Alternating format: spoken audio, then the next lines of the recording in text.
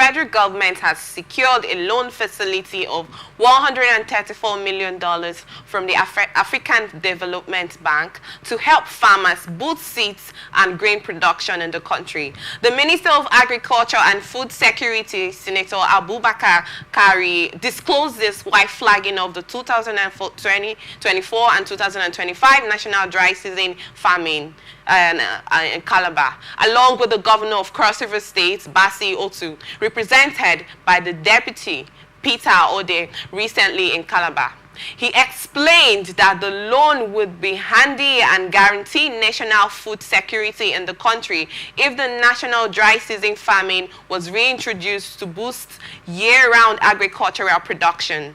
The minister said that the initiative is under the National Agricultural Growth Support Scheme, AgroPocket project. He noted that Cross River is leading 16 other states in wheat production, adding that over 3,000 wheat farmers have been listed to benefit from the support to grow the grain. Governor of Cross River State, Basi, also said they have a deliberate agriculture policy to boost food availability, assuring the federal government of the state support for the initiative. The National Project Coordinator, Mr. Buba Ishako, pointed out that the project will be implemented in 2 phases and support farmers with quality seeds as well as grains.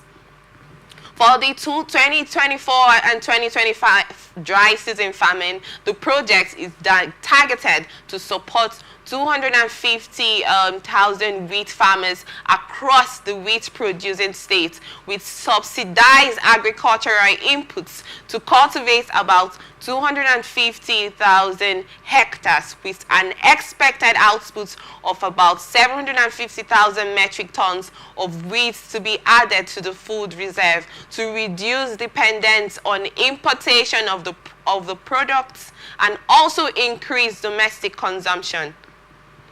Similarly, the program will provide support to 150,000 rice or farmers under the second phase to cover all the 37 states, including FCT, with an expected output of about 450,000 metric tons. This is a commendable one, but I would also love to get your thoughts on this. Well, I believe in the base superstructure analysis. And looking at things from that angle, you have to be a bachelor to move to be a married man. You have to be a spinster to move to be a married woman. You don't do it in a reversal order. We are aware of the realities that is on the ground in Nigeria, touching on insecurity. That's why I look at, it's quite unfortunate. You look at a situation wherein the government is so interested in attacking the primary issue, but it's talking about secondary. You see insincerity there. Is agriculture not a primary concern? If you want to, in the light of realities on the ground in Nigeria, if you are genuine about the issue of agriculture, first of all, you tackle insecurity. Because we are aware, you know that majority of the farmers are up there in the north.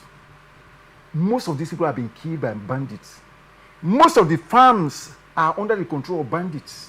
Some of these people pay taxes to go to farm. And these are individuals that, even here in River State. You said the individuals pay taxes to go to farm. Yes, to bandits. We are not aware of this. Let me give you, I will tell you something that will shock you here. Even in River State here, these criminal elements within the herdsmen, they are operating with audacious impunity. I'm a real estate consultant. I've had occasion of meeting some people within area like Abara and Ipo and the rest of them, Ishoku and the rest. This is where real estate activities are thriving.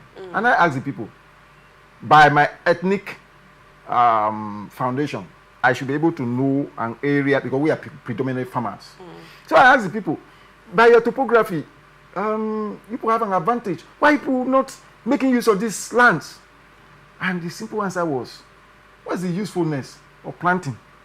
At the end of the day, you see herdsmen coming to uproot your let's say cassava, for instance. Don't you think that the government, federal government, have put in place a committee, and there's been case that troops have been sent to bonus and Benin states for the Lakuruwas, a new sect that have been terrorizing the states at the moment. And don't you think that they have been putting things in place to curb this insecurity issues? I do not, in all fairness to you. See, let me say something to you. You see the Nigerian security agents, we have one of the best in the world. I can say that. I may be very limited in my thinking, but I can tell you, if the security agents in Nigeria, I have my facts, even down to when NDA was attacked, the prison in Abuja was attacked. So many things has happened in this country. I've listened to revelations exposing what is going on. See, let me tell you, if the federal government, just like this issue of energy we are talking about, if Nigerian government says this economic holocaust in Nigeria will end in 1 month's time, they can make all the refineries functional. And there will be surplus byproduct of the crude oil for Nigerians to use as the best market price. The same thing to this issue of insecurity. If they tell you how much they are collecting per month as per, what do you call it, security fee, you'll be shocked. These things are not disclosed. What are they using the money for? Perhaps I feel that they are thinking that if we wipe out this thing, then we will not have justification for the collection of this money. How is such thinking coming? Nigerians are being killed in droves. Nigerians are dying in the hand. The most painful aspect of it is that these terrorists are foreigners. They are not Nigerians.